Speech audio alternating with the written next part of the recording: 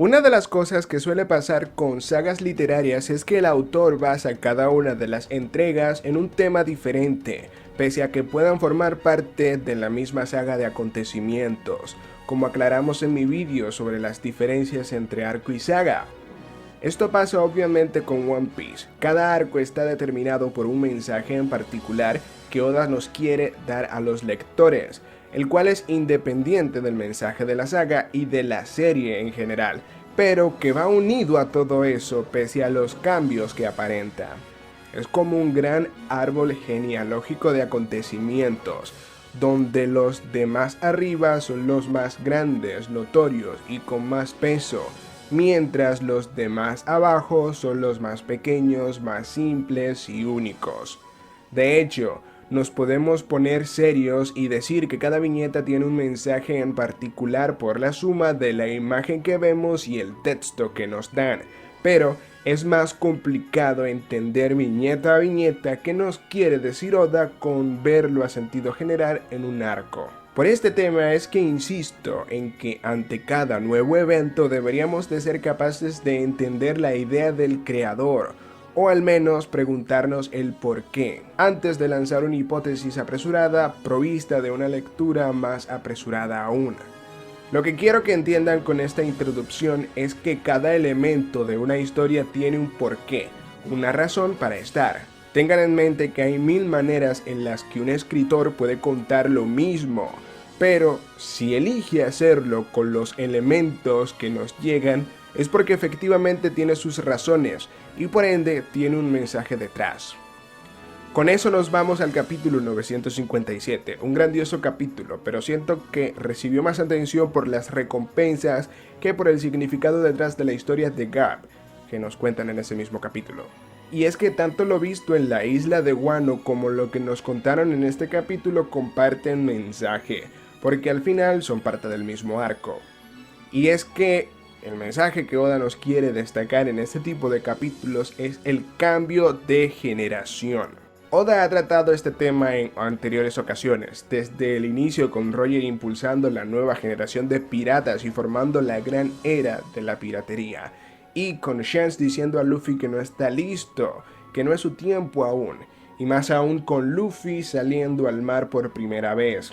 También trató este tema en Marineford, donde vimos morir a dos generaciones, Shirohige como el líder indiscutible y quien acarreó la gran era de la piratería dejada por Roger, y a Ace, quien forma parte de una generación intermedia entre la de Shirohige y los emperadores y la de Luffy y los supernovas.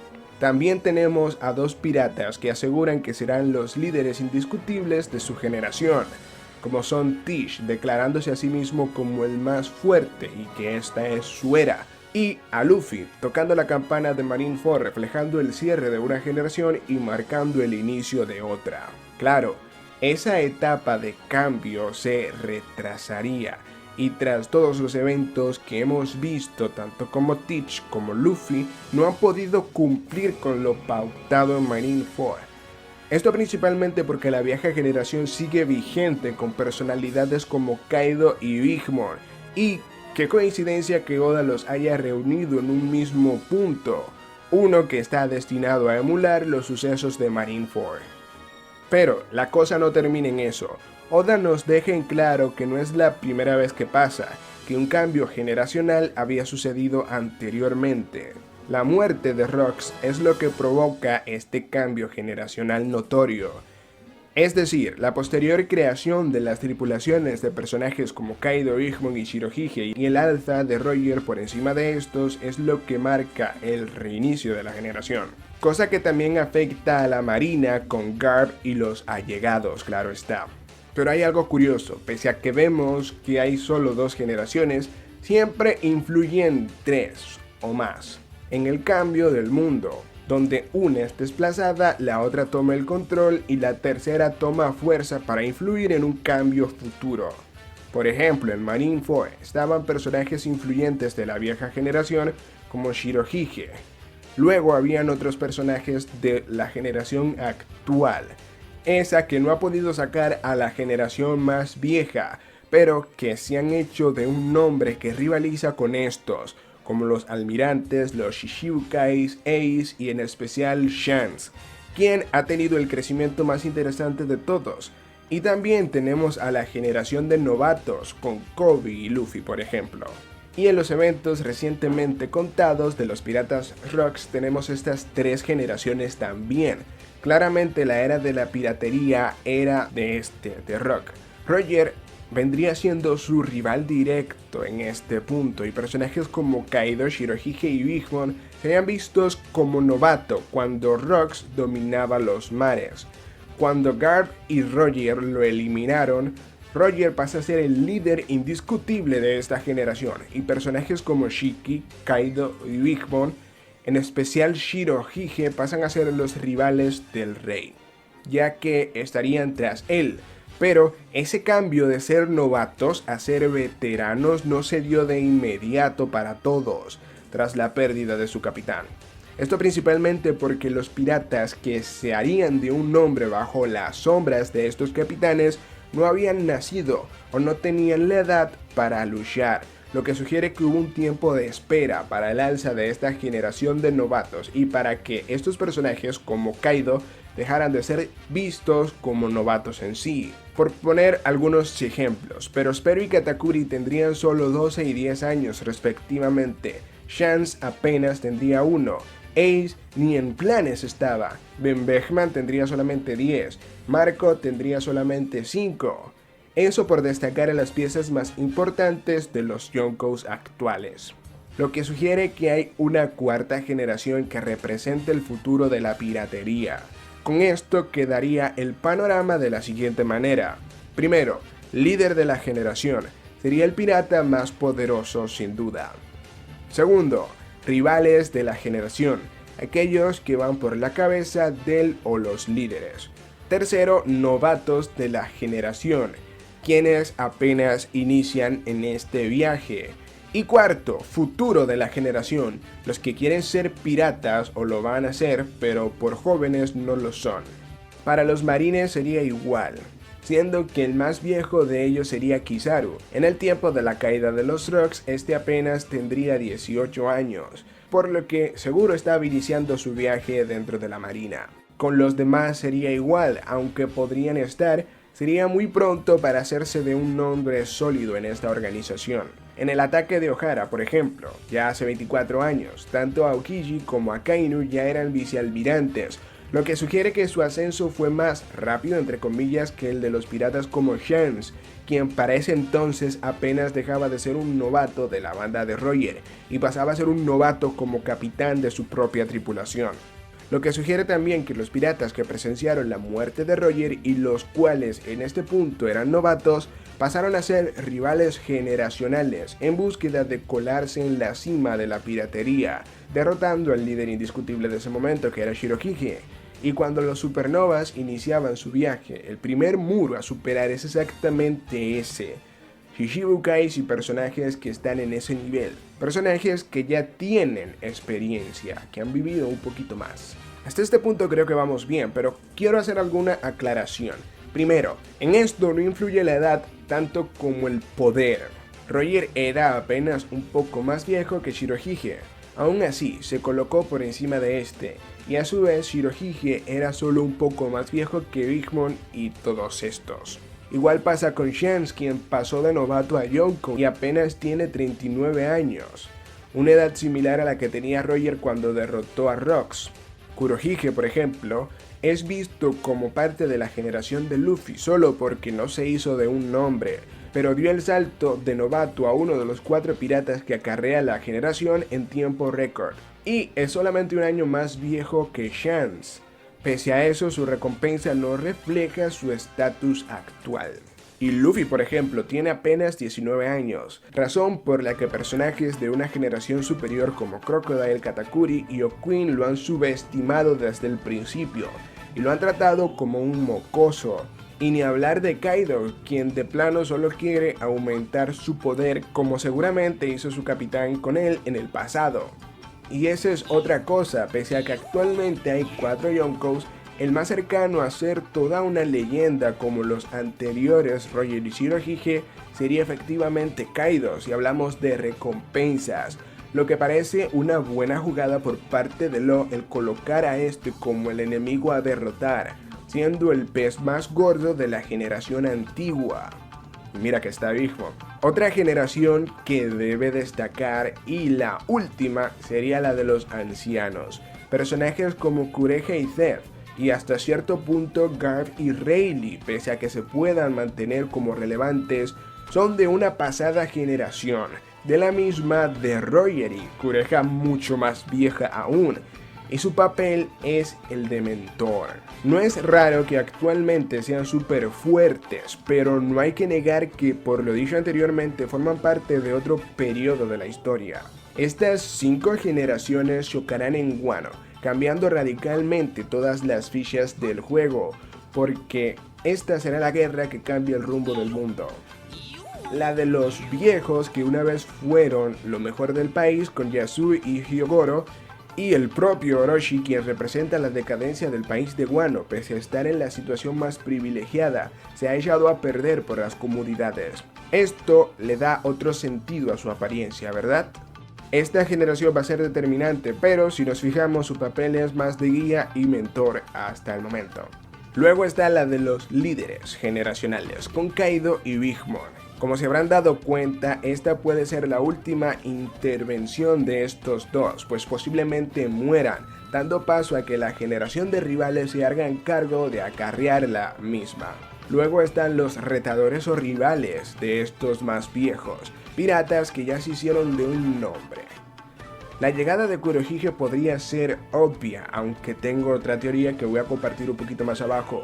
¿Quién? Pese a que ya se hizo de un nombre, para los más viejos debe ser solo un mocoso más, y pasa lo mismo con Shanks. Recordemos la conversación que tiene él con Shirohige. Pese a todo, Akagami caería en un limbo, siendo joven seguro es subestimado por los más viejos, pero ya ha tenido tiempo para demostrar que no es moco de pavo. Por eso su recompensa está en el mismo escalón que los más veteranos. Esto también sugiere que tras la caída de Kaido y Big Mom, la generación quede a cargo de Shanks y no de Kurohige, quien es el que está más cerca de estos dos en cuanto a recompensa se refiere. Esto tarde o temprano desembocaría un choque entre los dos, hablo de Kurohige y Shanks. Uno en el que Tish buscaría ser el único pez en el estanque y Akagami detener el caminar de este.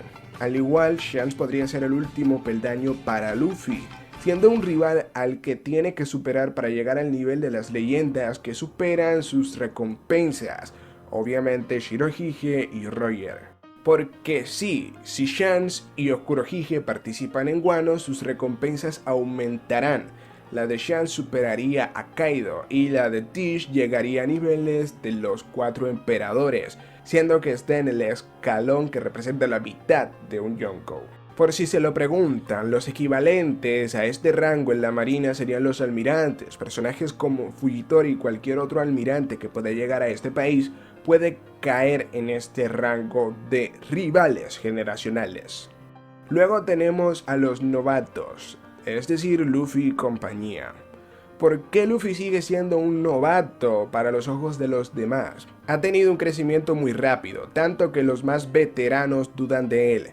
Eso, y que Oda sigue dándole ese rol de aún no estás listo. Desde arcos como Marineford y Whole Cake enfatizó en que si bien era notablemente fuerte, no era nada para los grandes y más veteranos del mundo. De hecho, para alguien que puede derrotar a un comandante de un Yonkou y a quien se le adjudicó una flota bastante grande, una recompensa del escalón de los 1500 millones puede ser un insulto, pues cae un escalón por debajo de Tish, quien posiblemente represente lo mismo que Luffy. Aparte de que el batazo que le da Kaido es bastante claro, lo mismo que pasó con Killer y Kid, y Hawkins y Apu. Todos fueron dominados por el poder del Yonkou, ya por las buenas o por las malas. Todo esto nos deja en claro las intenciones de Oda, de que se ha visto más como un novato y no tanto como alguien que está al nivel de enfrentar a estos emperadores.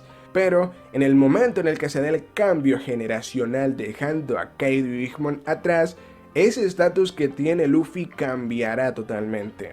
También entran marines como Kobe en el estatus de novatos. Todo esto, toda esta organización que nos dice, muy posiblemente Luffy emule los logros de su abuelo Garp derrotando a Kaido y Big Mom y deteniendo el avance de los Piratas Rocks.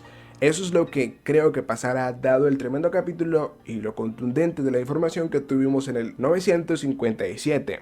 El problema es que ahora la cosa es más difícil. Tienen dos enemigos del mismo nivel, más obviamente poderosas tripulaciones. Si bien Garp y Roger derrotaron a Rocks, es muy posible que recibieran ayuda para frenar a Kaido, Big Mom y Shirohige.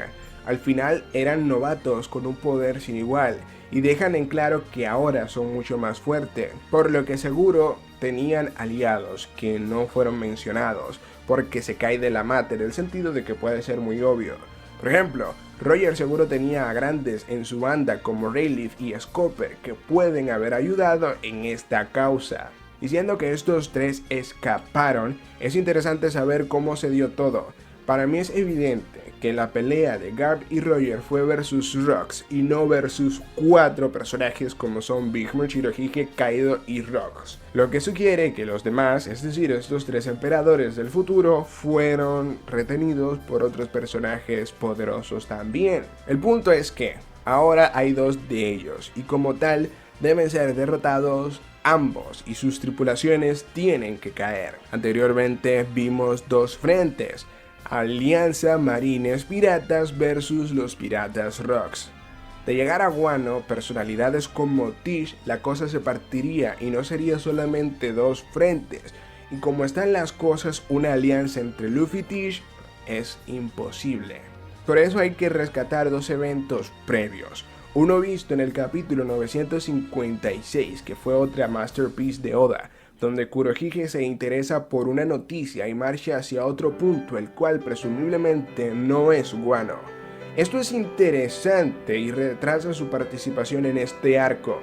Lo más interesante es que, si tenía intenciones de ir a este país, ¿por qué no se había ido ya? ¿Por qué no estaba preparándose para ir? Pues aún se encontraba en la isla de los piratas cuando decide salir con toda su tripulación a quién sabe dónde.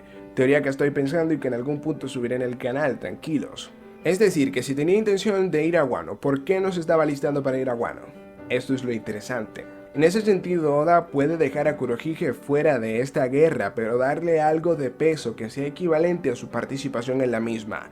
Dígase, algo que por sí solo aumente su recompensa a nivel de 4.000 millones, que representa a los emperadores. Ya saben, 4 Yonkous, ya entienden. El otro punto es lo visto en el capítulo 925, donde Tish invita a Moria a unirse a su tripulación, a que navegue bajo su bandera. El enemigo de tu enemigo es tu amigo, y esto aplica a dos situaciones con Moria. Si bien este podría estar molesto con Tish, al final puede ser capaz de llevar a cabo su venganza contra Kaido y gracias a esto termine perdonando tanto a Luffy, lo que podría traer un Nightmare Luffy, como a Tish por la muerte de Absalom. Lo que sugiere que Moria sería el representante de Kurohige en este arco, y se daría un paralelismo más con Marineford, pues Moria representaría a Crocodile, quien iba por la cabeza de Shirohige y terminó ayudando a Luffy. Esto principalmente porque tanto en Marineford como en Wano las cosas se darán en dos bandos, y veremos cómo Oda maneja estos dos. Y la llegada de Tish lo pondría en una situación poco ventajosa, ya que estaría contra la alianza Luffy y Law, y al mismo tiempo contra la de Kaido y Big Mom, sumado al peso personal que se le ha dado a este arco. Por ejemplo, en Marineford, Tish apareció por lo ligado que estaba Shirohige, quería su lugar, su fruta y sus territorios, y todo ese arco fue planeado por él. De hecho, Edward Newgate y Kurohige estaban basados en la misma persona en la vida real, reflejando ese sentimiento, esa unidad que tenían los dos personajes. Pero para nada los eventos de Wano parecen tener el mismo peso para el personaje, por lo que esto puede ser un spoiler de que efectivamente Kurohige no va a ir a Wano.